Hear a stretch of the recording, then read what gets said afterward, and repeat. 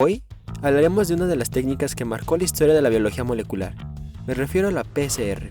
Conoceremos su historia, por qué fue digna de un premio Nobel y cuál es el fundamento detrás de esta técnica tan importante en nuestros tiempos. Quédate para saber más sobre este tema.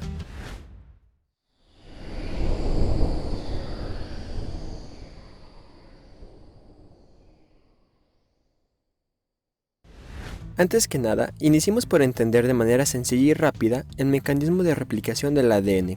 Como sabrás, cuando una célula se divide para formar dos células hijas, esta debe de generar una copia completa de su información genética para posteriormente heredarla. Se inicia con una molécula de ADN generando otras dos moléculas que son semiconservativas, esto es, una de las hebras del nuevo ADN procede de la célula madre, mientras que la otra es sintetizada por una enzima llamada ADN polimerasa. Ojo, es importante aclarar algo antes de seguir.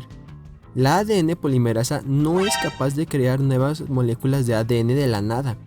Es necesario que parta de una cadena molde. Además, esta no puede iniciar la elongación de la cadena sin la ayuda de otras enzimas.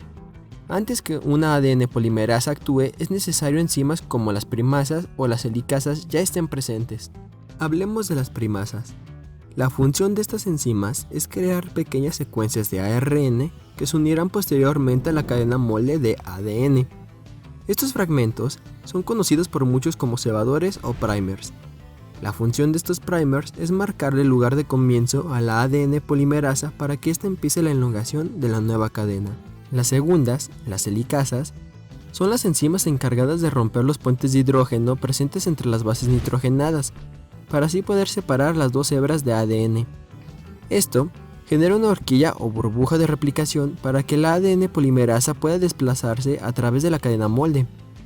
Recapitulando, de manera natural en una célula, el ADN se separa por enzimas. Además, se necesita de la ADN polimerasa, entre otras varias enzimas, para poder realizar la replicación del ADN. Lo segundo a tener en cuenta es que el ADN se puede desnaturalizar. Si se eleva la temperatura hasta pasar los 95 grados Celsius, se logrará que se rompan los puentes de hidrógeno, por ende, se separarán las cadenas. Por último, hablemos un poco de las arqueas. La mayoría de estos organismos suelen ser extremófilos.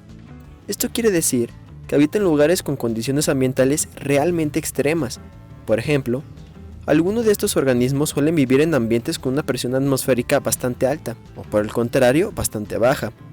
Otras son capaces de vivir en lugares con extrema radiación, pero la que nos importan a nosotros son los termófilos. Estas pueden vivir en lugares con temperaturas que pueden sobrepasar los 100 grados Celsius. Entonces, veamos qué tenemos hasta el momento. Sabemos que el ADN se puede replicar y que para que esto pase, una enzima muy importante es la ADN polimerasa. Sabemos también que el ADN se puede desnaturalizar si se eleva la temperatura.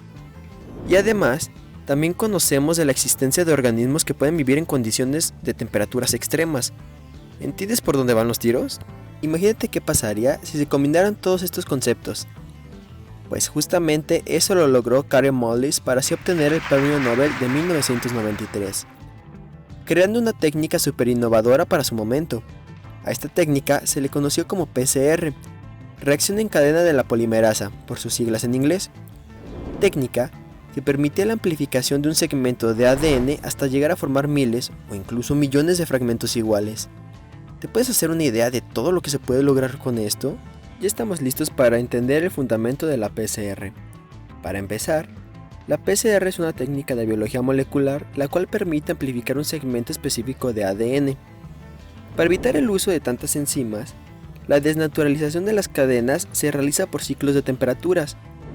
Una máquina llamada termociclador es la encargada de esto. Va variando la temperatura de 95 grados Celsius a 65 y pudiendo llegar hasta 72 grados Celsius en cuestión de muy poco tiempo. Como has notado, las temperaturas para esta técnica son bastante altas, por lo que se suele usar una ADN polimerasa con procedencia termófila, ya que estas sí son capaces de trabajar bajo este tipo de temperaturas. La más común de todas es la Taq polimerasa. También es necesario crear los primers indicados para el segmento de ADN que se desea amplificar. Ahora, veamos qué ocurre en estos ciclos. Iniciemos en la temperatura de 95 grados Celsius. Aquí las cadenas de ADN se van a desnaturalizar, por ende se separan. Posterior a esto, se pasa a la temperatura que ronda los 65 grados Celsius. Esta es la parte donde los primers se alinean. Esto quiere decir que los primers se ubican y se unen a la cadena molde justo en el lugar que les corresponde, normalmente a las orillas de la secuencia que se desea amplificar. Pasando unos cuantos minutos de esto, se pasa a una temperatura de 72 grados Celsius. Esta es la temperatura ideal para que la Taq polimerasa trabaje, generando así la nueva cadena de ADN. Como puedes observar, en el primer ciclo se partió de una secuencia de ADN obteniendo 2 de ellas. Para el final del segundo ciclo se tendrán 4 de estas secuencias y así sucesivamente. Se pueden llegar a obtener millones de estas secuencias y en efecto, tiene un crecimiento de tipo logarítmico. Otro punto importante a mencionar es que conforme se va aumentando de manera logarítmica la secuencia deseable amplificar, la otra parte del ADN no lo hace. Aumenta, sí, pero nada que ver cómo lo hace nuestra secuencia. Por lo que al final de la PCR se tendrán muchísimo más fragmentos del ADN amplificado que del mismo ADN de donde se extrajo esta secuencia. A grandes rasgos, ese es el fundamento de la PCR. Recuerda que aquí te mencioné las cosas sin entrar mucho en profundidad, ya que los valores que te mostré son estimaciones, pero en la práctica pueden variar dependiendo de muchos factores. Factores como los primers que se van a usar, la secuencia a amplificar, el ADN polimerasa que se use y un largo etcétera. Para acabar, hablemos un poco de los distintos tipos y variantes para la PCR que actualmente se usan, así como sus usos más importantes en diversas áreas como la salud o la genética.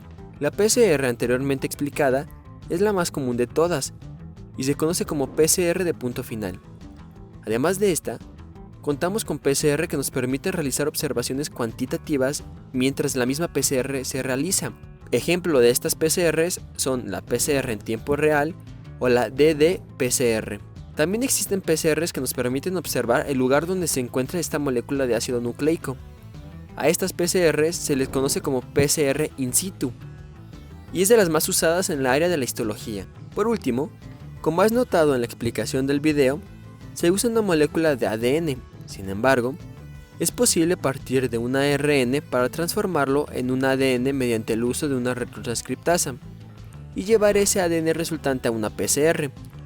A la PCR que usa esta técnica se le conoce como retro-PCR y esta es de suma importancia para los diagnósticos de diversos patógenos. De hecho, es una de las pruebas más usadas en esta contingencia mundial que estamos viviendo. Y bueno, es así como llegamos al final de este video. No te olvides de comentar qué te ha parecido o algunos temas que te gustaría que explicara de manera más sencilla y didáctica. Tampoco te olvides de dejar tu like si te gustó el video y de suscribirte para más contenido de este estilo. Nos vemos hasta el próximo tema. Adiós.